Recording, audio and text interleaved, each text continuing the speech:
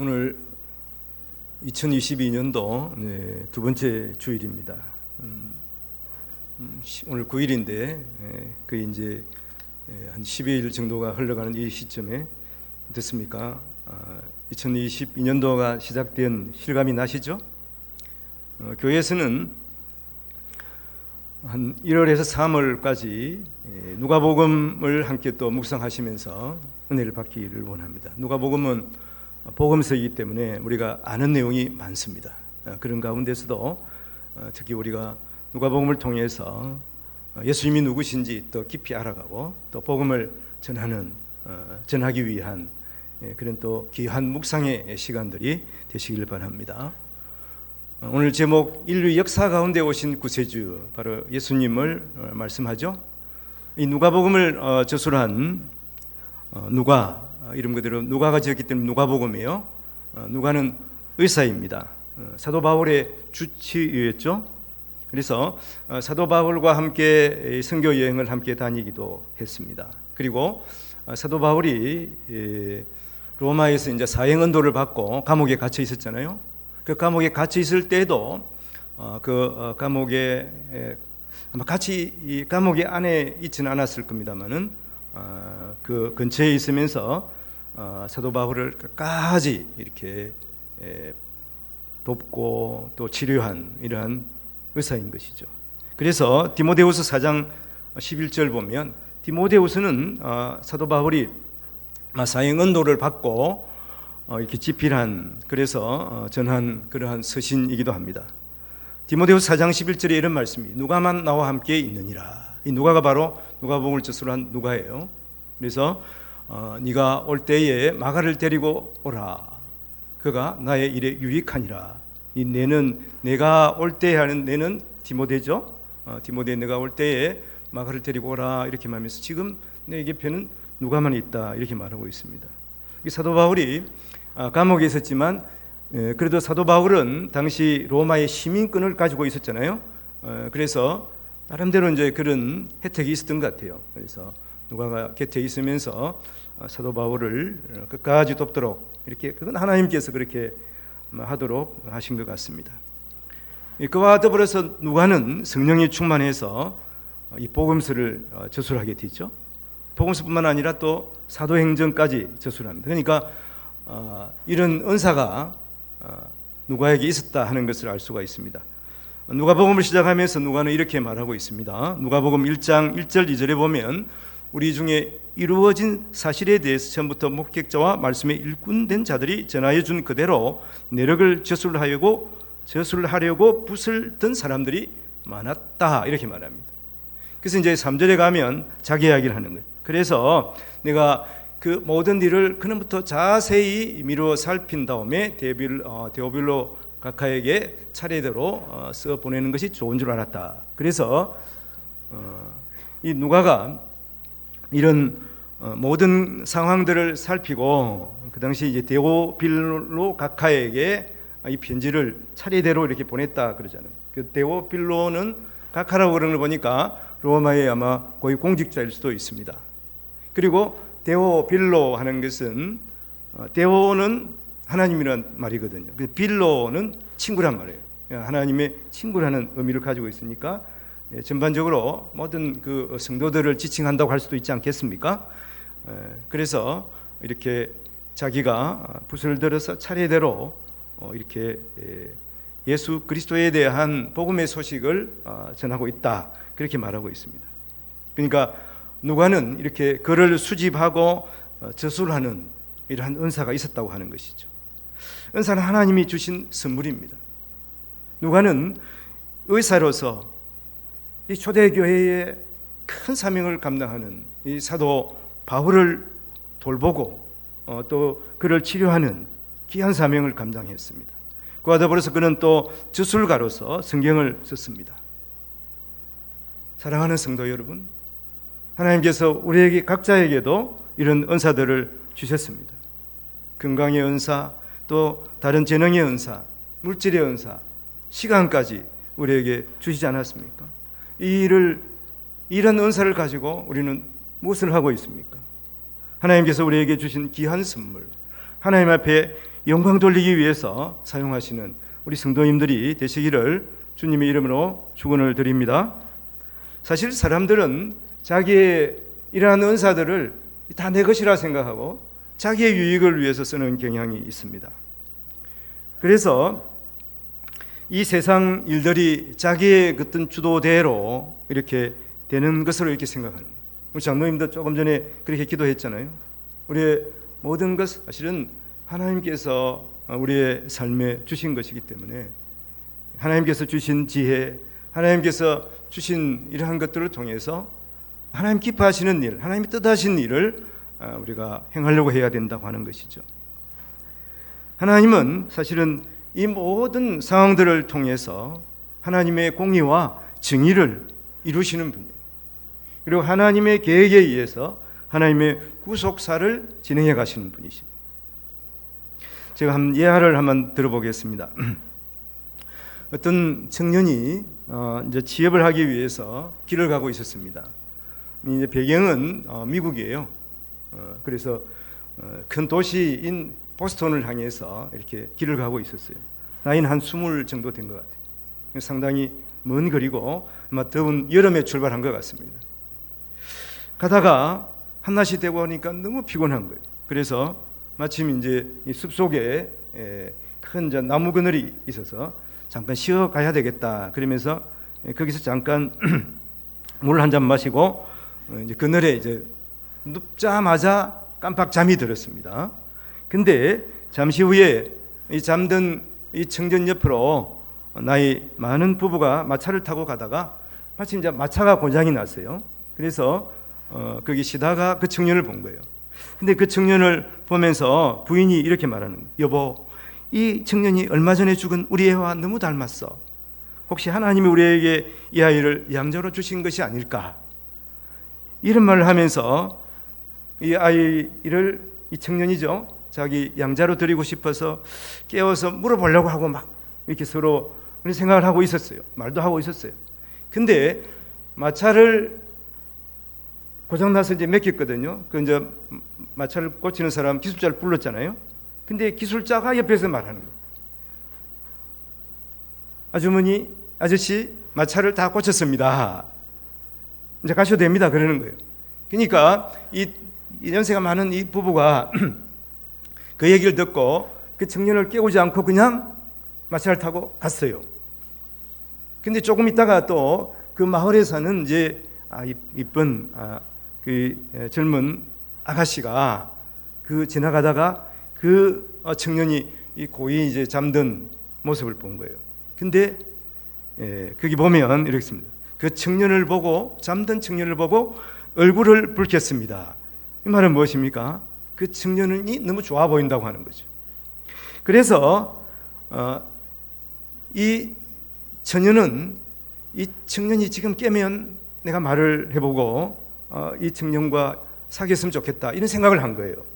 근데 이 처녀가 누구냐 하면 그 마을의 농장 주인의 외동딸인데 마침 이제 신랑감을 찾고 있는 중이었다고 하는 거예요.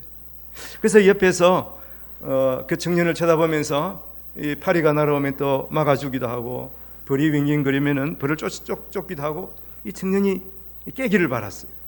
근데 이 청년이 안 깨는 거예요. 그러자 이 처녀가 고민하면서 그냥 집으로 돌아갔어요. 근데 제 원고에는 없는데 그 다음에는 어떤 일이 있었냐 하면, 그 다음에는 강도들이 그 청년 옆으로 지나가다가 그 청년을 본 거예요. 그러니까 청년이 이 보스턴에 가기 위해서 출발했으니까 돈이 좀 있을 거 아니에요. 이 녀석을 죽이고 이게 돈을 뺏어갈까 막 강도들이 막 그러고 있는 거예요. 그러고 있는데 마침 이제 얼마 떨어진 곳에서 큰 개가 막 끙끙끙 이렇게 하면서 오는 소리가 들려요. 그러니까 이 강도들이 포기를 하고 그냥 갔습니다. 그런 연후에 이 청년이 잠을 깼어요. 마침 이제 지나가는 마차 소리가 들려서 잠을 깨고 그 마차 주인에게 어디 갑니까? 그러니까 저 보스턴 갑니다. 그러니까 저도 거기 가는데 좀 태워주세요. 그래가지고 그 청년이 가는 길을 계속 갔다고 하는 거죠. 이 얘기는 소설이에요. 우리가 잘 아는, 제가 이제 이 설교에서 간혹 인용하기도 합니다만은 이 주홍글씨, 얼마 전에 제가 인용한 또 큰 바위 얼굴을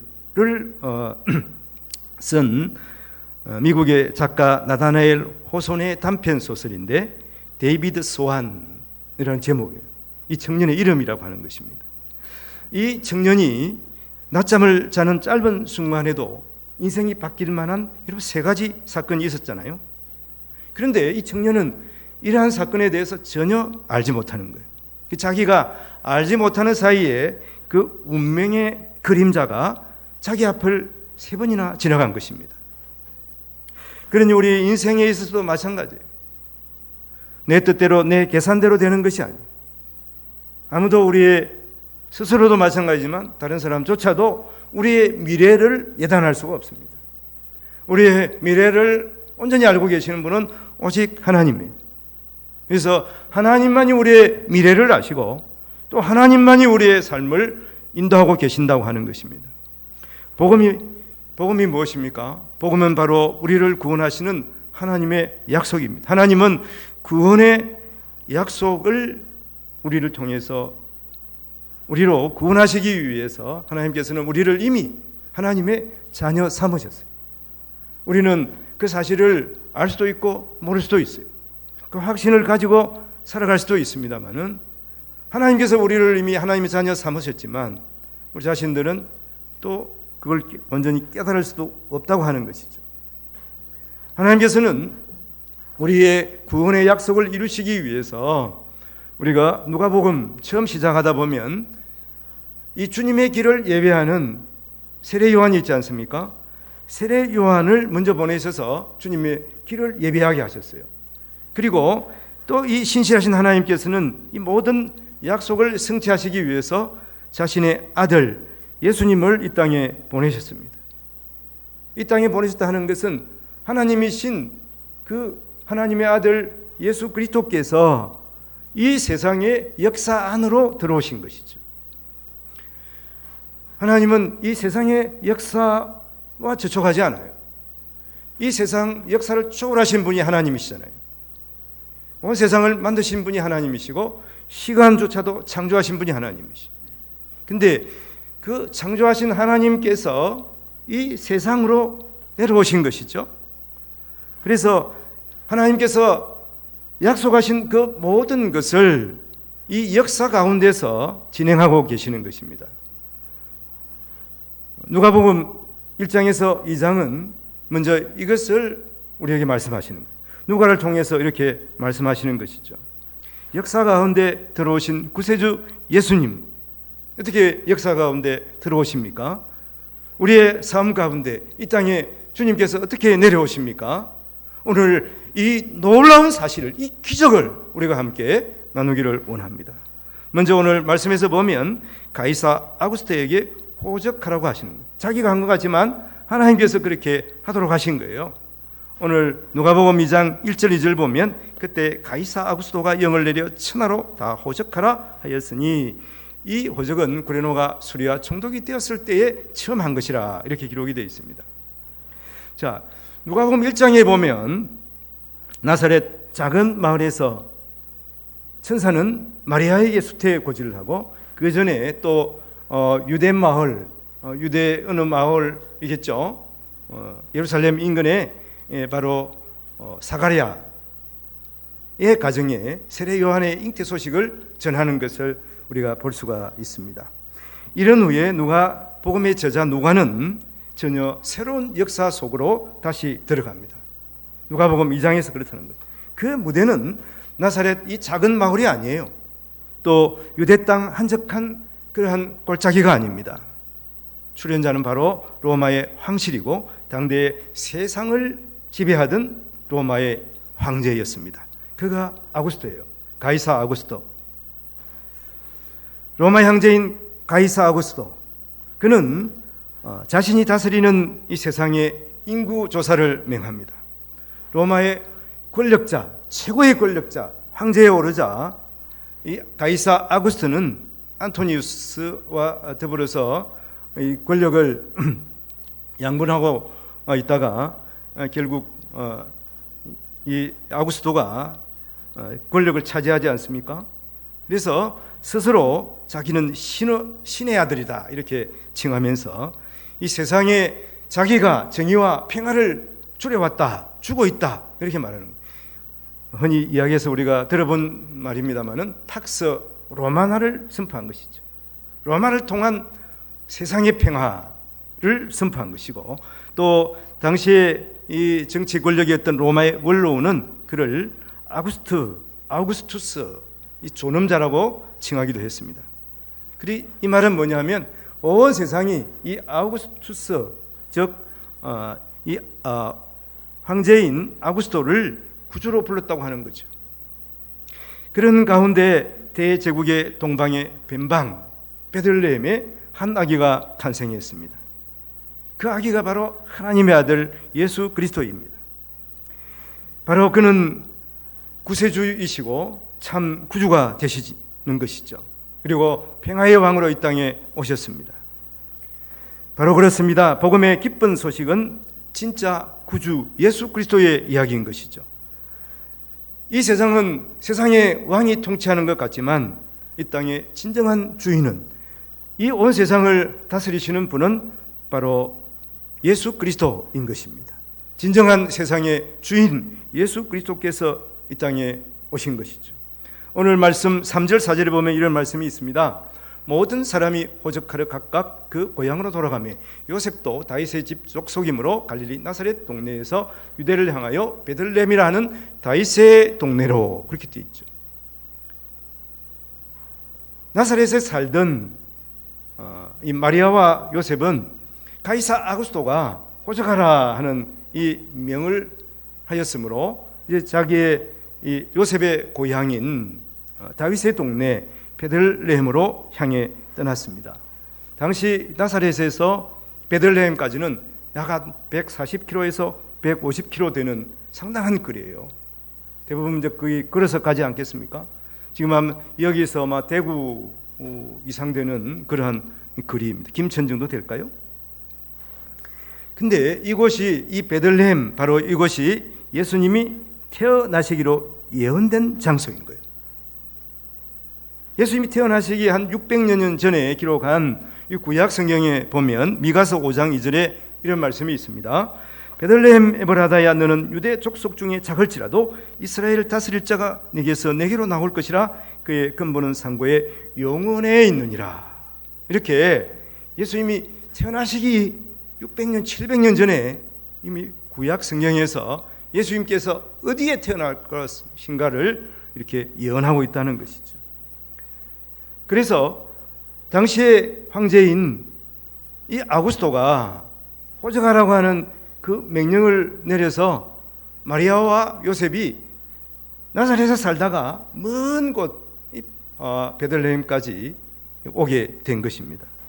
근데 이 누가복음의 저자인 누가는 바로 이것이 다윗과 연관된 이 베들레헴에서 예수님이 태어나게 된 것에 대해서 연관을 시키고 있다고 하는 것이죠. 세상의 권력자인 아구스토가 자기의 이익과 자기의 권력을 잘 유지하기 위해서 한 일 같지만 그것이 사실은 하나님의 계획 가운데 있었어요. 당시의 황제는 왜 호적하라 했겠습니까? 그것은 인구조사를 해가지고 다 인두세, 세금을 내도록 하기 위해서 그런 거거든요. 근데 이것도 다 하나님의 계획 가운데 있었다고 하는 것입니다. 하나님의 뜻대로 진행되고 있는 것을 이 누가복음의 저자는 지금 이 성경을 읽고 있는 우리 독자들이, 우리 성도들이 이것을 분명히 알리하기 위함이에요. 세상에 지배하는 왕도 하나님의 구속사를 이루는 조력자일 뿐인 것을 말씀하고 있는 것입니다. 그래서 예수님께서 베들레헴에 나시는 거예요. 그 말씀 다음에 보면 그때 마리아는 예수님을 잉태하고 있었다고 하는 거죠. 오늘 말씀 5절에 보면 이런 말씀이 있습니다. 그 약혼한 마리아와 함께 호적하러 올라가니 마리아가 이미 잉태하였더라, 이렇게 합니다. 호적하러 가면 요셉이 혼자 갈 수도 있지 않겠습니까? 그런데 약혼자인 마리아를 데리고 갔어요. 근데 마리아는 예수님을 잉태하고 있었습니다. 앞에서 보면 천사가 나타나서 마리아를 부를 때 마리아에게 은혜 받은 자야 이렇게 부르거든요. 하나님의 은혜를 받았다고 하는 거예요. 하나님의 은혜를 받아서 예수 그리스도를 잉태했지만 예수를 잉태한 마리아는 동정녀였어요. 처녀였다고 하는 거죠. 약혼한 사이예요. 제일 먼저 누가 오해를 하겠습니까? 자기의 약혼자인 요셉이 오해할 수밖에 없죠.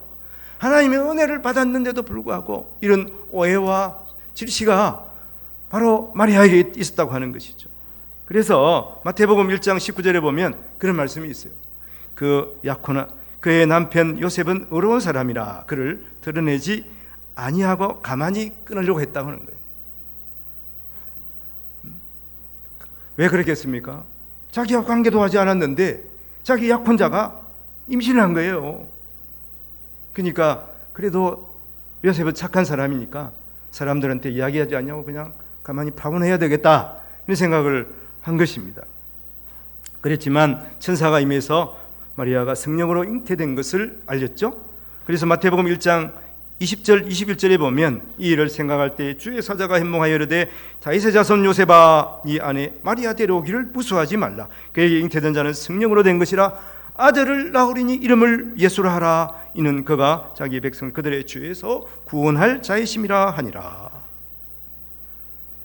천사가 나타나서 요셉아 이 약혼한 마리아는 바로 성령으로 잉태되었으니까 그와 결혼해라 이런 말이에요. 오해하지 말아라. 여러분 그런데 세상 사람들은 그걸 믿겠습니까? 세상 사람들은 그걸 믿지 않겠죠. 그래서 마리아를 의심하기도 하고 그래서 또 요셉을 바보 등신이라 하기도 하고 그러지 않았겠습니까? 그런데 요셉은 그 마리아를 품으려고 했어요. 그래서 그 마리아를 데리고 지금 베들레헴으로 가고 있는 마리아를 그만큼 사랑하니까 함께 가려고 하지 않았겠습니까? 여러분 세상에 하나님의 아들 예수님이 오시는 일은 하나님의 지극하신 우리를 위한 사랑이 있었습니다. 그리고 아들 예수 그리스도의 순종이 있었던 것이죠. 자원하는 희생의 그러한 마음을 가지셨기 때문에 예수님께서 이 땅에 오신 거예요. 그와 더불어서 성령 하나님께서 이렇게 잉태해 가시고 도우셨기 때문에 예수님께서 이 땅에 오신 것입니다. 그와 더불어서 경건한 믿음의 사람 마리아와 요셉이 있었어요. 하나님이 은혜 받은 자였지만 여러분 세상으로부터 오해와 질시를 받을 수밖에 없었습니다.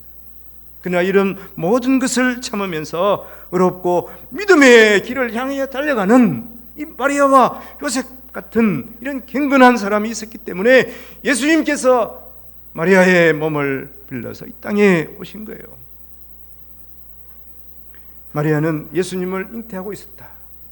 우리 성도들은 누구를 잉태하고 있습니까? 바로 어떤 마음을 가지고 살아가고 있습니까? 우리가 예수 그리스도를 마음에 가득 안고 성령으로 충만하여 살아갈 때 우리는 이 세상의 어떤 질시와 오해와 그런 박해도 능히 견디고 하나님의 경건한 사람으로 의로운 사람으로 우리가 남은 삶을 살아갈 수가 있는 것입니다. 그리고 오늘 세 번째 볼 것은 구유에 누이신 예수님이에요. 예수님께서 이렇게 이 세상에 오셨습니다. 그런데 구유에 누우셨다. 오늘 6절 7절에 보면 거기 있을 그때 해산할 날이 차서 첫 아들을 낳아 강보에 싸서 구유에 누었으니 이는 여간에 있을 곳이 없음이러라. 요셉과 마리아가 마침 베들레헴에 도착했을 때 해산할 딱 시간이 된 거예요. 만일에 우리가 가만히 생각해 보십시오. 마리아가 조산을 했든지 아니면 몸이 임신을 하면 또 몸이 약할 수도 있잖아요. 그래서 이 베들레헴에 도저히 올 수 없는 그런 상황도 있을 거 아니겠습니까? 그런데 앞에서도 말씀을 드렸습니다만은 이건 이미 예수님 오시기 전에 600년, 700년 전에 하나님께서 이미 계획하신 거. 사실은 하나님께서 태초 전에 이 세상이 만들기 전에 이미 계획하신 거예요. 우리도 그렇잖아요. 우리도 태초 전에 하나님의 자녀들로 이미 우리는 이렇게 계획이 되어 있다고 사도 바울이 말하고 있거든요. 그런 상황을 생각해 본다면 예수님께서 베들레헴 그 산골 그곳에 누일 데도 없어요. 사람들이 많이 왔는지 여간이 없었는지 모르지만, 그래서 짐승들이 있는 그 말구유나 아니면은 뭐 소 여물통이죠, 거기에 누울 수밖에 없는 이런 상황이 된 것입니다. 하나님의 아들이 이 땅에 오는데 어떻게 보면 전혀 하여튼 준비가 안 된 그런 것처럼 보이잖아요. 근데 이 일을 하나님께서 700년 전에 계획하신, 아니 태초 전에 다 계획하신 일이라 한번 생각해 보십시오. 그리고 이 세상을 구원할 구주가 오셨는데 구주는 너무나 미약한 갓난아기의 모습으로 이 땅에 오셨거든. 그를 안고 있는 마리아를 생각, 지금 아마 15, 6 된 그러한 처녀예요. 그리고 예수님이 말구에 누워 있습니다. 가장 높으신 하나님이 가장 낮은 곳으로, 가장 어떻게 보면 초라한 누추한 이러한 곳에 가장 연약한 모습으로 이 땅에 오신 거예요. 여러분, 이 일을 한번 생각해 보십시오. 하나님께서 원하시면, 이미 하나님께서 계획하셨다면 가장 호화로운 왕궁에 오실 수도 있지 않겠습니까? 세상에 많은 사람들이 추앙하며 그를 높이며 그를 기리며 올 수도 있지 않겠습니까? 우리가 한번 조선시대의 한번 연속극을 한번 생각해 보세요. 그게 뭐 왕의 자녀가 난다고 생각해 보십시오. 그러면 어떡합니까? 온 궁정이 막 들썩들썩 하잖아요. 세자가 난다 그러면은 막 온 뭐 국민이 다 뭐 그게 칭송을 하고 뭐 찬양을 하고 그러잖아요. 하나님께서 이렇게 하시지 못하겠습니까? 얼마든지 하나님께서 그렇게 하실 수가 있어요. 근데 하나님께서 그렇게 하시지 않았어요. 가장 낮은 곳에 가장 누추한 모습으로 그 예수님 자기의 아들을 이 땅에 보내셨습니다. 구주로 보내신 것이죠. 그런 의미에서 우리가 이 땅에서 살아갈 때에, 특히 이 교회를 우리가 바라볼 때에, 복음의 장소를 바라볼 때에, 뭐 교회가 화려한 조명이 없어도 괜찮은 거예요. 교회에 감동을 자아내는 그랜드 피아노의 선율이 없어도 괜찮습니다. 그러나 분명한 것은 교회에 예수 그리스도가 계셔야 한다고 하는 것이죠. 이 교회는 이 건물을 말하는 것이 사실은 아니에요. 교회는 우리 성도들 한 사람 한 사람들입니다. 그 보기에는 가진 것이 없고 내세울 것이 없어도, 우리 자신들의 외모가 하나하지 않더라도 우리 안에 예수 그리스도가 계셔야 하는 거예요. 성령으로 우리 가운데 충만해야 한다는 것입니다.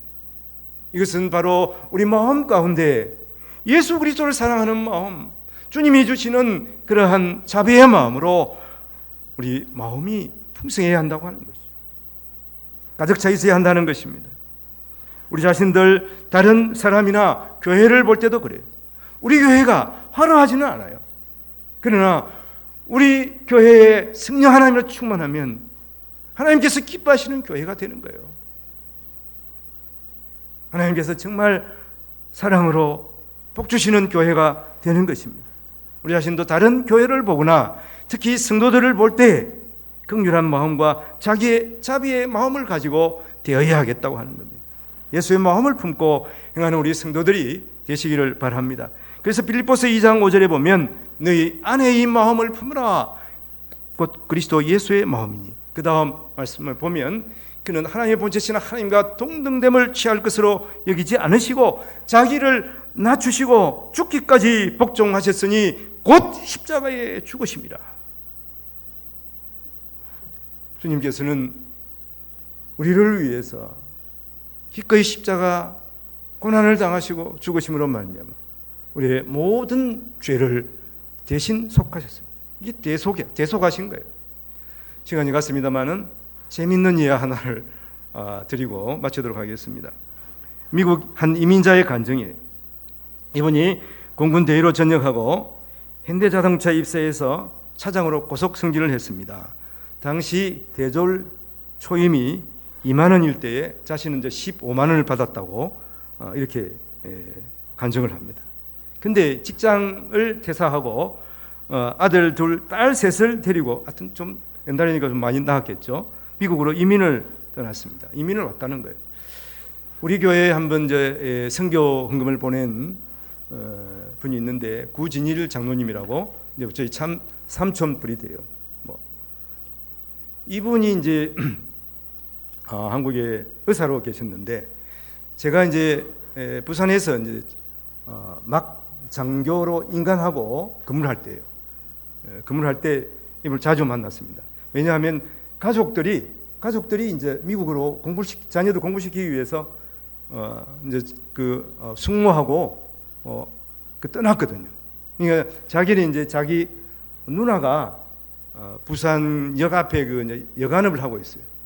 그러니까 이제 자기는 혼자 있으니까 그 여관 제일 꼭대기 옥상에 이제 방을 빌려서 살고 계셨어요. 뭐 토요일 주일은 별로 할 일이 없고 그럴 때 이제 제가 부산 이제 감만동이라고 그래서 이 바닷가에 거기 근무를 하고 있었거든요. 제2보급창이라고. 그래서 이제 가까워요. 거기서 한 10분 버스를 타고 오기 때문에 부산역까지 오기 때문에 가로가다 만나서 이런 얘기도 하고 신앙 얘기도 나누고 그랬어요. 그 당시에 제가 초임이 10만 원이었습니다. 근데 이 의사 월급이 얼마냐 하면 400만 원이었어요. 400만 원. 그러니까 40배 많은 거예요. 근데 뇌신경 전문의였어요. 얼마나 힘은 든 것 같아요. 그러니까 뭐 수술을 하면은 한 7시간 하신다고 그러더라고요. 그런데 자기 그 자녀들 장래를 위해서 자기 부인하고 자녀들을 미국으로 이민을 보낸 거예요. 자기만 남아 있는 거예요. 근데 나중에 이제 얼마 있다가 또 이분이 이제 미국으로 갔습니다. 결국 자녀 부인이 이제 틀을 닦고 그래가지고 미국 가서 뭐 했냐 하면은 미국에서 세탁업을 했어요. 그런 의사가. 그래가 지금은 이제 연세가 많으셔서 한 75세까지 하시다가 은퇴를 하시고 그래서 이제 얼마 전에 몇 년 전에 우리 교회도 이렇게 사실은 이제 그 선교금을 나 쓰라고 보냈는데 나는 이제 잘못 들어가지고 교회에 내라는 줄 알고 교회에 내었습니다. 이랬다고 이야기를 하니까 또 저에게 이제 또 뭐 여튼 용돈을 좀 주시긴 하시더라고. 그 다음에 하여튼 이 오늘 간증하시는 이분도 이제 비슷한 것 같아요. 이렇게 해가지고 이게 데리고 미국을 이민을 떠났어요. 그런데 당시 이제 중학교 2학년인 큰 아들이 교도소 가게 되다는 거예요. 교도소. 자식을 잘 키우겠다고 해서 이민을 왔는데 아들이 미국에 도착하면 지금 중2 한번 생각해 보십시오. 적응이 잘 안 됩니다. 그래서 학교 가면 왕따를 당하고 미국 아이들 놀림감이 된 거예요. 그래서 번나가게 된 겁니다. 그때마다 이제 미국 애들을 막 때리기도 하고 싸우기도 하고 그렇게 된 거예요. 교장실에 자주 불러가기도 하고 불만이 쌓였어요.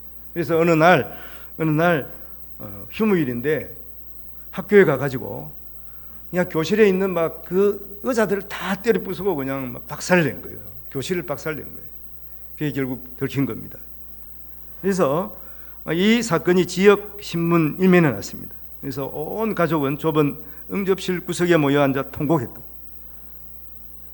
한국인의 얼굴에 먹칠을 했다. 비난이 기본이고요. 등하교 때마다 교민들이 그 집은 피해서 가야 된다. 같은 우리 교육부 안에 저런 망나니 같은 놈이 있을 수가 있나. 그러면서 또 어떤 젊은 사람은 당신 자식 교도소에 갔다며 그러면서 막 아예 사퇴질을 하는 거예요. 마침 이제 섬기던 교회에서 가니까 성도들도 막 눈길이 예사롭지 않은 거예요. 그래서 막 교회도 못 가는 거예요. 당시 이제 이민자들은 그 믿든 안 믿든 미국 가면은 항상 교회를 가거든요. 서로 이제 교류도 하고 하기 때문에 사람들이 질시의 눈으로 보니까 교회 가기도 힘든 거예요. 교장은 이렇게 말합니다. 세상에 이렇게 학교 건물을 때려 부순 사건은 처음입니다. 이 카운티 자치주거든요. 내 어떤 학교에도 전학은 할 수가 없습니다. 안녕히 가십시오. 그러자마자 이 분은 이렇게 말합니다. 아들 제가 바로 내 죄입니다. 내가 속죄를 위해서 아들 죄를 속죄하기 위해서 주말에 온 가족을 동원해서 학교 청소를 하겠습니다. 이 교장은 그게 좋죠. 그러니까 참 별난 아버지 다 보겠네. 그러면서 허락을 했어요. 근데 이렇게 매주 토요일마다 나와서 여하튼 자식들이 유치원도 다니고 초등학교도 다니잖아요. 5명이나 되니까 데리고 와가지고 그 학교 구석구석 청소를 다 하는 거예요. 그러니까 이것을 보고서 당시 이 전국 통신망인 AP통신 기자가 가족의 명예와 아들을 위해서 부모는 모른 채 하지 않았다, 이런 기사를 낸 겁니다. 그 기사에는 이런 말이 나와요. 내 아들이 죄를 지었으면 내가 죄를 지은 것이다.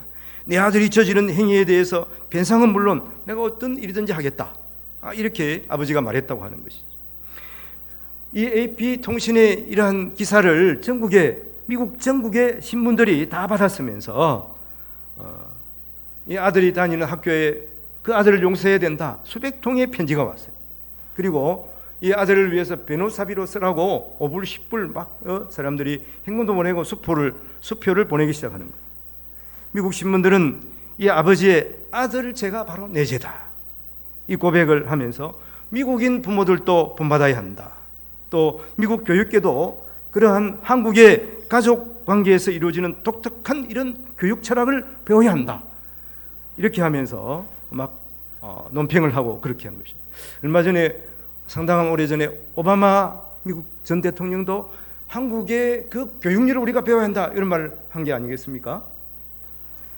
그리고 며칠 후에 반가운 소식이 전해드는데 법정에서 이 아들을 방면한다고 소식이 전한 거예요. 그리고 교육청에서 다니던 학교도 이렇게 그 지금 파손한 학교는 갈 수가 없지만 그 인근 학교로는 전학 갈 수 있다고 서한을 보냈다고 하는 것이죠.